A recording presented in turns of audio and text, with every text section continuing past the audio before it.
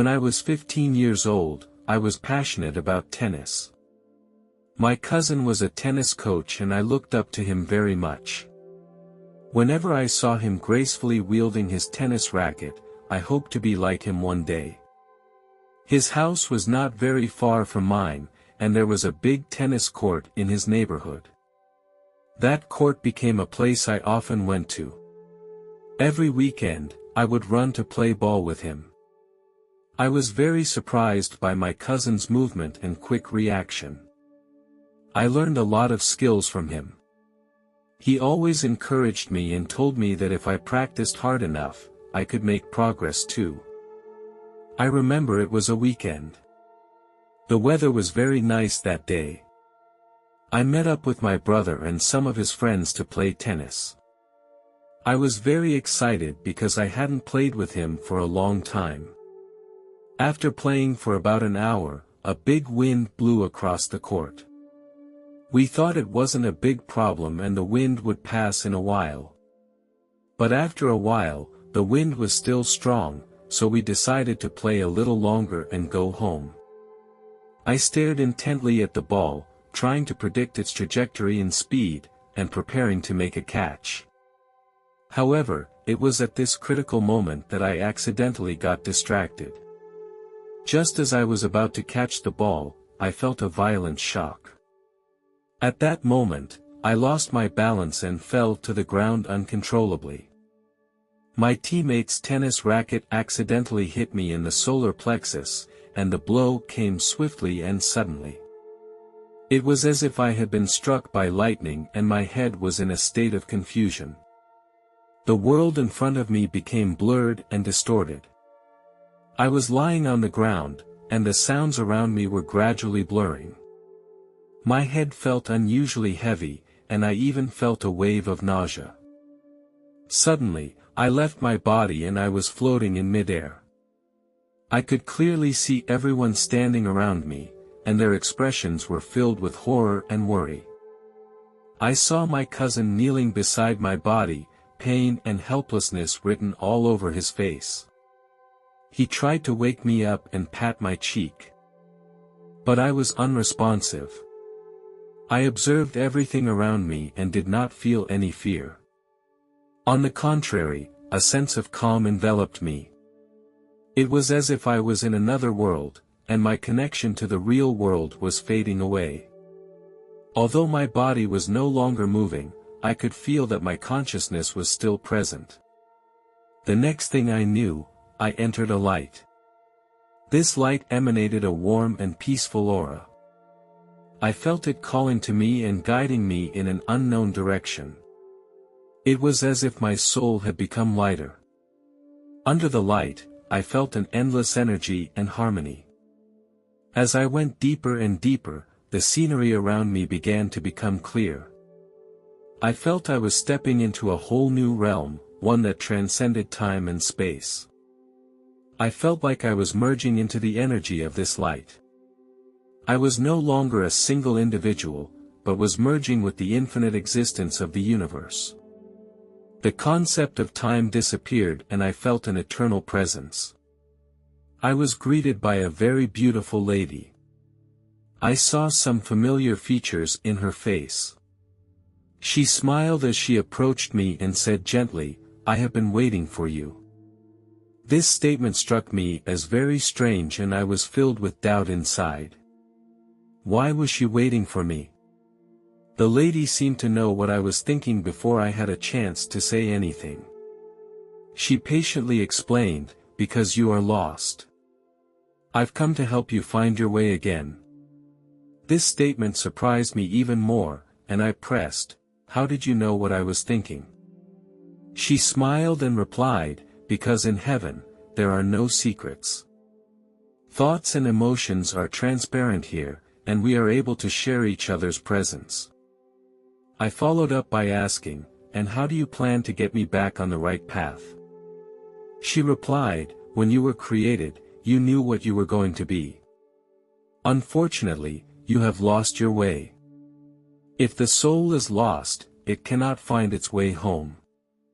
She goes on to explain that each person has their own unique mission and purpose. Your existence has meaning. But in being lost, you have forgotten your true purpose. Near-death experiences are God's way of helping them. In this particular realm, some souls choose to stay in heaven. Some souls choose to return to earth and continue back to their families. God loves all of His children and He wants them all to accomplish what they have promised to do. He does not judge them or feel anger if they do not succeed in their first attempt. God's love for us is unconditional. He gives us free will and allows us to experience and learn on earth. Even if we lose our way or experience failure at some point, God still gives us the grace and opportunity to start over. I followed up by asking, "You say I've lost my way. Then what do I need to do next?" "I need more guidance and help." She smiled and replied, "In order for you to find the right path, you must talk to your father." A little confused, I asked, "You mean I have to talk to God? But He should be very busy, right?" "Heaven is different from the real world," she explained. God is omnipresent, and He can connect with everyone's heart at the same time. He is not too busy to listen to your heart. He is eager to communicate with you and help you find your own path. I feel very relieved to hear these words. In spite of His infinite power, God is willing to establish a close connection with each person and to listen to their prayers and conversations. Under her guidance, we came to a huge throne. The throne exuded an aura of majesty and holiness. The throne was magnificent, studded with precious stones and jewels, which shone brightly. The armrests of the throne were carved with exquisite designs. Behind the throne was a magnificent sight, as if it were a miniature of the entire universe. Although I could not see the image of God, I could clearly hear His voice. The voice seemed to be the chorus of millions of angels, full of love and power. God called out my name. It was as if I had returned to my true home. I was surprised to realize that God knew my name and that He was concerned about my existence. God asked me, "Do you remember what we discussed earlier?" Confused, I replied, "Father, I forgot, I don't remember ever talking to you." This made me feel a twinge of shame. Suddenly, a bright light shone on me and touched me deep inside. My memory began to come back gradually, and I recalled the events of the past. I had dreamed of becoming a tennis player, and I put a lot of effort into it. However, I failed to achieve what I had hoped to achieve. This failure frustrated me and made me question my choices. After that, I talked to God and I decided to become a doctor and give back to the community by helping others. God is a loving Father who did not criticize my previous failures or feel angry with me. Instead, He reminded me in this amazing encounter that He was always there for me, guiding me to find my own path. God was willing to talk to me and guide me even when I was lost. This conversation made me re-examine my dreams. I know that no matter what I have gone through in the past, God still loves me. I went on to say, "I know what I should do now. I'm ready to go back." My voice was full of determination and resolve. God gently replied, "I will give you another chance. If you feel that this life is a failure now, you can also stay. You can try to return to earth again later." After hearing God's words, I was very surprised. God didn't ask me to return to earth, He was willing to give me the right to choose freely. He understood my inner confusion and bewilderment, and He was willing to respect my decision. I couldn't help but ask God what would happen to my family if I chose to stay. God replied that your family would be here to reunite with you, but not until after they had completed their mission. Deep down I knew that I could not leave my family on earth. I expressed my decision to God, Father, and I was sorry that I could not leave my family on earth. God said, "Then here's the deal, there will be a place for you in heaven when you finish your mission. I look forward to your return." His voice was full of anticipation and made me feel his understanding and encouragement. The lady next to me asked me, "Are you ready to go back?" I nodded and replied, "Yes, ma'am. I am ready." Then, she smiled and said, "One more thing before you go, would you give my regards to your father?" This surprised and confused me, and I hastily asked, "How do you know my father?" She didn't answer my question directly.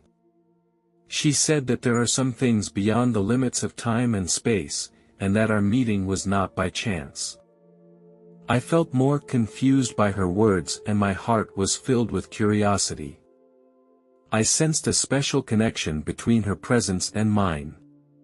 When I opened my eyes again, I appeared in the hospital. I was surrounded by a group of medical staff, who were busy working. I also saw my mother. She had been crying, and when she saw me reawaken, her expression became much calmer. I looked over at my mom and she was holding my hand tightly with concern and love in her eyes. I eagerly asked the medical staff around me, "What happened? How did I get here?" The paramedic approached me and she said softly, "It's okay, you're going to be fine. You have just experienced an accident and we are doing our best to provide you with treatment." My father also came into the room when he heard that I was awake. I said to my father, "A lady in heaven asked me to say hello to you." The people around me looked at me with strange eyes. When I got home, my father took me to sit on the couch with a hint of curiosity on his face. He said to me gently, "Son, I would like to hear more details about that lady. Can you describe her and let me know who she is?" I took a deep breath and started describing the lady. I told him that she had thick, curly blonde hair and eyes as bright as a deep lake. Her smile was full of warmth. I tried to remember every detail of the lady and described her as clearly as possible to my father. My father listened quietly, and an expression of disbelief gradually appeared on his face. Suddenly, my father stood up and walked into the family storage room. I followed him curiously, wondering what he was up to. He found a very old book. Then he took out a picture from it. I looked carefully at the woman in the photo. She had gentle eyes and a sweet smile, and I felt a familiar closeness. My eyes widened and I excitedly said to my father, "Yes, that's her. This is the lady who guided me in heaven." He explained that she was your grandmother, my mother. She left us before you were born. I was blown away by the fact that I couldn't understand why I was meeting her and that she looked so young and beautiful. We sat together and my father shared with me his memories of my grandmother as he described her kindness and wisdom.